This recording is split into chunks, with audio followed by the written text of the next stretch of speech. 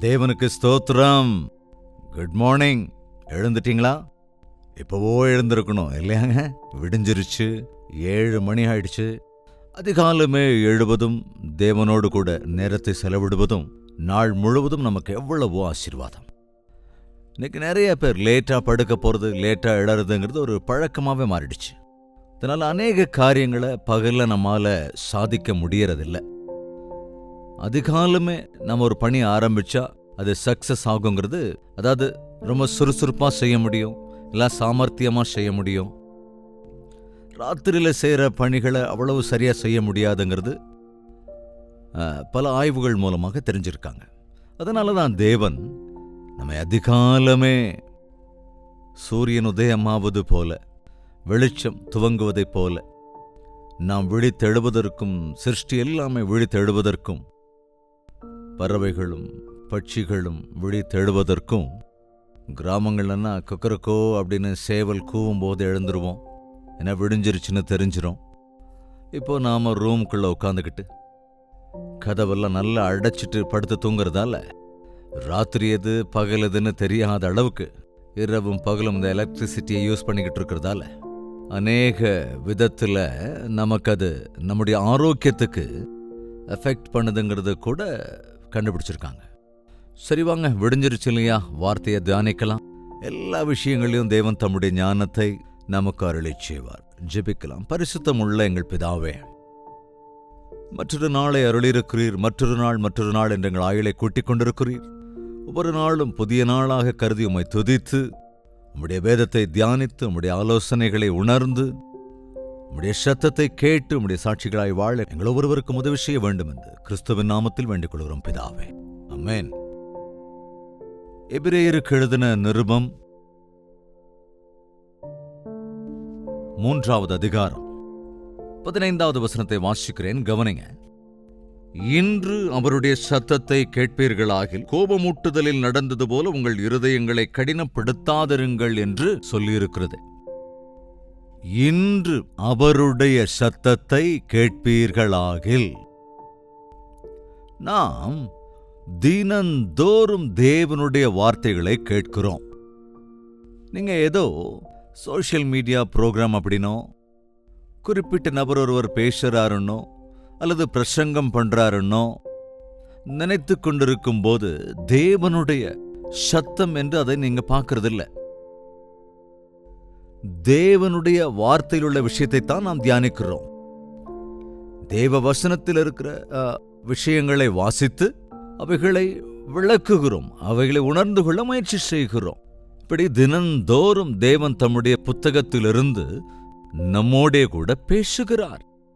அவருடைய வார்த்தைகளை கேட்கும் பொழுது நம்முடைய மனசாட்சியை உறுத்துகிறது, நம்முடைய இருதயத்திலே கிரியேட் செய்கிறது. சிலர் வாழ்க்கையிலே அது மாற்றத்தை கொண்டு வருகிறது அல்லவா? ஏனென்றால் அவருடைய வார்த்தை ஜீவனுள்ளது. அவருடைய வார்த்தை ஜீவனுள்ளது, இருபுறமும் கருக்குள்ள பட்டயமாய் இருக்கிறது என்கிறதை நாம் எபிரேயருக்கு எழுதின நிருபம் 4ஆம் அதிகாரம் 12வது வசனத்திலே பார்க்கிறோம். ஒரு முறை கூட அந்த வசனத்தை வாசிக்கலாம். எபிரேயர் 4:12. தேவனுடைய வார்த்தையானது ஜீவனும் வல்லமையும் உள்ளதாயும், இருபுறமும் கருக்குள்ள எந்த பட்டயத்திலும் கருக்கானதாயும், ஆத்துமாவையும் ஆவியையும் கணுக்களையும் ஊனையும் பிரிக்கத்தக்கதாக உருவ குத்துகிறதாயும், இருதயத்தின் நினைவுகளையும் யோசனைகளையும் வகையறுக்கிறதாயும் இருக்கிறது. தேவனுடைய வார்த்தை என்பது ஜீவனுள்ளதாயிருக்கிறது. வேதம் சொல்லுதுங்க, தேவ வார்த்தை ஜீவனுள்ளதாயிருக்கிறது. நம்மை பிழைக்க வைக்கிறது, நம்மை அது தரிசிக்கிறது, நம்மை அறிக்கையிட பண்ணுகிறது, மனக்கண்களை திறக்கிறது. தேவனுடைய வார்த்தை அது ஜீவனுள்ளதாயும் வல்லமையுள்ளதாயும், இருபுறமும் கருக்குள்ள எந்த பட்டயத்திலும் கருக்கானதாயும் தெள்ளத் தெளிவா பேசுங்க தேவனுடைய வார்த்தை நம்மோடு. நாம சில நேரங்களில் பிறரோட பேசும்போது சென்ஸ் இல்லாம பேசுவோம். பீட்டிங் அரவுண்ட் த புஷ் அப்படின்னு கூட சொல்லுவாங்களே, சொல்ல வேண்டியதை ஒழுங்கா சொல்லாம ஏதேதோ கதையெல்லாம் அரட்டையெல்லாம் அடிச்சு சுத்தி சுத்தி கடைசியில் சொல்லலாம்னு நினைப்பாங்க. அப்படி இல்லைங்க, நேருக்கு நேரா நம்முடைய இருதயத்தின் நிலையை தெளிவாக எடுத்து காட்டுகிறது தேவ வார்த்தை. அதான் தேவ வார்த்தை கண்ணாடியை போன்றது. நீங்க கண்ணாடி முன்னால போய் நின்னா மறு நொடியே உங்க உருவத்தை அந்த கண்ணாடியில பார்க்க முடியும். அதுபோல தேவனுடைய வார்த்தைக்கு முன்னால நாம நிற்கும் போது நம்முடைய இருதயத்தின் ரகசியங்கள் வெளிப்படும். நம்முடைய நிலையை நம்மால் உணர்ந்து கொள்ள முடியும். தினந்தோறும் தேவன் நம்முடைய இருதயத்தின் நிலையை நமக்கு காண்பிக்கின்றார். நம்முடைய இருதயம் ஒரே மாதிரி இருக்காது. மணிக்கு மணி மாறிக்கிட்டே இருக்கும். நாளுக்கு நாள் அதுக்குள்ள மாற்றம் வந்துகிட்டே இருக்கும். அநேக நேரங்களில் நமக்கு இன்னைக்கு இருக்கிற சந்தோஷம் நாளைக்கு இருக்காது. இன்னைக்கு நமக்குள்ள இருக்கிற திருப்தி அடுத்த நாள் இருக்காது. இன்றைக்கு நமக்குள்ள இருக்கிற அந்த கோபமும் அந்த உலகமும் உலக ஆசைகளும் சொல்லுவாங்களே, இது வரைக்கும் நல்லா தாங்க இருந்தேன், ஆனா என்ன ஆச்சுன்னே தெரியல, ஏதோ எண்ணம் வந்தோன்னு எனக்கு ஒரு மாதிரி ஆயிடுச்சு. சில விஷயங்களை பார்த்த உடனே இருதயம் முழுக்க ஏதோ கலவரம் வந்துடுது. ஒரு செய்தியை கேட்ட உடனே மனசு பூரா கெட்டு போயிடுது அப்படின்னு சொல்லுவோம் இல்லையா? நம்ம எப்படி இருக்கோங்கிறது நமக்கே சில நேரங்களில் தெரியாது. இருதயம் எல்லாவற்றையும் விட மோசமானது, அது பயங்கரமான வியாதி உள்ளது. அதை கண்டுபிடிக்கக்கூடியவன் யார்? நம்முடைய இருதயத்திலே நடக்கின்ற அந்த மாற்றங்களை அல்லது அந்த எண்ணங்களை நம்மால் புரிந்து கொள்ள முடியாமல் இருக்கிறோம். அதை கவனிக்க முடியாமல் போகணும். ஏன்னா அது அவ்வளவு மோசமானதுங்க. நம்முடைய இருதயம் நம்மையே ஏமாற்றி விடுகிறது. சில நேரங்களில் நம்ம இருதயமே நம்மை ஏமாற்றி விடுகிறது. அதை அறிந்து கொள்ளக்கூடியவன் யார்? நம்முடைய இருதயத்தின் நிலையை தெரிந்து கொள்வதற்காகத்தான் நம் வார்த்தை என்ற கண்ணாடிக்கு முன்னால நிற்கணுங்க. நம்முடைய இருதயத்தின் நிலைமையை அறிந்து கொள்வதற்காகத்தான் வார்த்தையின் மூலம் நம்மை பரிசோதித்துக் கொள்ள வேண்டும். ஆண்டவருடைய சன்னதிக்கு நாம் வருகிற போது, அவருடைய முகத்தின் பிரகாசம் நம் மீது பிரகாசிக்கும் போது நம் இருதயத்தின் நிலையை நம்மால் உணர்ந்து கொள்ள முடியும். அதனால அதிகாலமே நாளும் முழங்கால் படிட்டு ஜெபித்து அந்த நாள் காரியங்களை ஆரம்பிக்கணும்.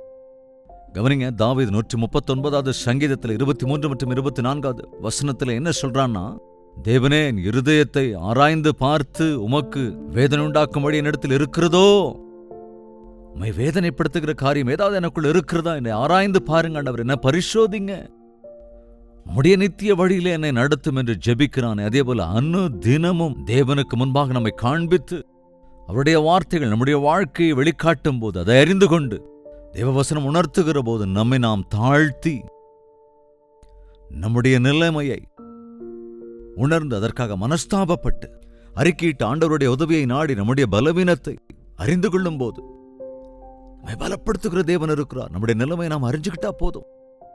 நம்முடைய குறைவுகளை நாம் அறிந்து கொண்டால் போதும். அதை சரி செய்ய தேவன் எப்பொழுதும் ஆயத்தமாயிருக்கிறார். நாம் செய்கிற நம்முடைய ஜெபத்திலே, நாம் தேவனிடத்திலே கேட்கிற விஷயங்களிலே, நாம் எதை கேட்கிறோம் என்று அறியாமலேயே உண்மையான தேவைகளை கேட்காமல் வெளியரங்கமான காரியங்களுக்காக தேவனிடத்திலே நாம் கேட்கிறோம். எல்லா இருதயத்தின் வாஞ்சியும் தீர்க்கக்கூடிய ஆண்டவருடைய சந்நிதிக்கு நாம் வருகிற போது நம் இருதயத்தின் உண்மையான நிலைமையை தேவனிடத்திலே நாம் ஊற்றுவோம் என்றால் அற்புதங்களை காண முடியும். தேவனுடைய வார்த்தை ஜீவனும் வல்லமையும் உள்ளது. ஆத்துமாவையும் ஆவியையும் கணுக்களையும் ஊனையும் பிரிக்கத்தக்கதாக உருவக்குத்துகிறது. ஆத்துமாவையும் ஆவியையும் பிரித்து நம்முடைய உள்ளத்துல, நம்முடைய இருதயத்தில் எப்பொழுதும் போராட்டம் இருந்து கொண்டே இருக்கும். நம்முடைய இருதயம் எப்பொழுதும் யோசித்துக் கொண்டே இருக்கும். நம்முடைய உள்ளமோ வேறொன்றை யோசித்துக் கொண்டே இருக்கும். அதாவது ஒரே நேரத்தில் ஒரு நபர், சில நேரம் ஜெபிக்கும் போது வேற ஒன்று யோசிச்சுக்கிட்டு இருப்போம் இல்லையா? ஒருத்தர்கிட்ட பேசிக்கிட்டு இருப்போம், ஆனால் யோசனை வேறொரு பக்கம் இருக்கும். உங்களுக்கு இந்த அனுபவம் இருக்கா? நீங்க எங்க இருப்பீங்க, ஆனால் உங்க யோசனை வேறொரு பக்கம் இருக்கும். நம்முடைய உள்ளத்தின் நிலைமையை, நம்முடைய இருதயத்தின் நிலைமையை, நம்முடைய உண்மையான நிலைமையை வெளிப்படுத்துவது தேவனுடைய வார்த்தை. இந்த வார்த்தையை கேட்கிற போது உன்னுடைய நிலைமையை நீ உணர்ந்து கொள்ளுவாய். உண்மையான நிலையை நீ அறிந்து கொள்வாய். அதனால் தான் தேவனுடைய வார்த்தையை கேட்பது என்பது நம்முடைய இருதயத்தை நாம் சரி செய்து கொள்வது ரொம்ப முக்கியமானது. அதனாலதான் என்னமோ நிறைய பேர் தேவ வார்த்தையை கேட்கறது இல்லை. அந்த வார்த்தையை கேட்டால் என் வாழ்க்கை மாறி போயிடும், அதனால சர்ச்சுக்கு வரவே மாட்டேன்னு சொன்னாரா ஒருத்தர். நான் தேவ சன்னதிக்கு வந்து தேவனிடத்தில் ஜெபிக்கும் போது என் மனசாட்சி என்னை குத்துகிறது, அதனாலதான் ஜெபிக்கிறதே விட்டுட்டேன்னு சொன்னாரா இன்னொருத்தர். அதுக்கு தான் ஆண்டவர் சொன்னாருங்க, வெளிச்சம் உலகத்திற்கு வந்தாலும் ஜனங்கள் இருளையே நேசிப்பதுனாலே வெளிச்சத்தின் அண்டைக்கு வரதில்லை. துஷ்ட காரியங்களை செய்கிற ஒவ்வொருவனும் வெளிச்சத்தை பகைக்கிறான், வெளிச்சத்துக்கு வருவதில்லை. கொஞ்சம் யோசிச்சு பாருங்க. தேவனுடைய வார்த்தையை ருசிக்கிறதுக்கு உங்களுக்கு பிடிக்கலன்னா, தேவ வார்த்தையின் மீது ஒரு ஆவல் உங்களுக்கு இல்லைன்னா, தேவனோடு நேரத்தை செலவழிக்க உங்கள் மனது ஒத்து வரலன்னா, அல்லது பயமா இருக்குன்னா, அல்லது உங்களுக்கு போர் அடிக்குதுன்னா, உங்க இருதயத்தின் நிலை ரொம்ப கடினமான ஒரு நிலைக்கு தள்ளப்பட்டிருக்குங்கிறது தான் உண்மை. நம்முடைய இருதயத்தின் நிலைமையை நாம் அறிந்து கொள்ள வேண்டும் என்றால் ஒன்றுதான், அவருடைய முகத்தின் பிரகாசத்திலே நம்முடைய ரகசிய பாவம் வெளிப்படும். அவருடைய வார்த்தையின் வெளிச்சத்திலே நம்முடைய வாழ்க்கை வெட்ட வெளிச்சமாகும். ஆத்துமாவையும் ஆவியையும் கணுக்களையும் ஊனையும் பிரிக்கத்தக்கதாக உருவக்குத்தி இருதயத்தின் நினைவுகளையும் யோசனையையும் வகையறுக்கிறதாயும் இருக்கிறது.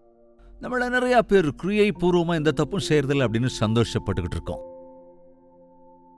நான் எந்த தப்பும் பண்ணலையேங்க, விபச்சாரம் பண்ணலையே, நான் யாரையும் கொன்னு போடலையே, அல்லது நான் எதையும் அபகரிக்கலையே, அல்லது வேற கோரமான பாவங்கள் எதையும் நான் செஞ்சதில்லையே என்று சந்தோஷப்படுகிறோம். ஆனால் ஆண்டவர் சொல்றாரு, தெளிவா சொல்றாரு, கொலை செய்யக்கூடாது என்று நான் சொன்னதை அறிந்திருக்கிறீர்களே.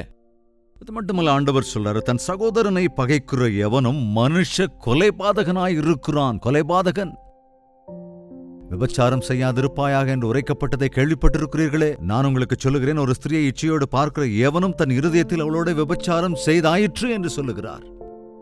நம்முடைய சிந்தையில் தான் எல்லா பாவங்களும் பிறக்கின்றன. நாம் அதை அங்கேயே தடுத்து விடுவோம் என்றால், அங்கேயே நம்முடைய நிலைமையை உணர்ந்து ஆண்டவர் சமூகத்தில் அறிக்கையிட்டு மனம் திரும்பினார்,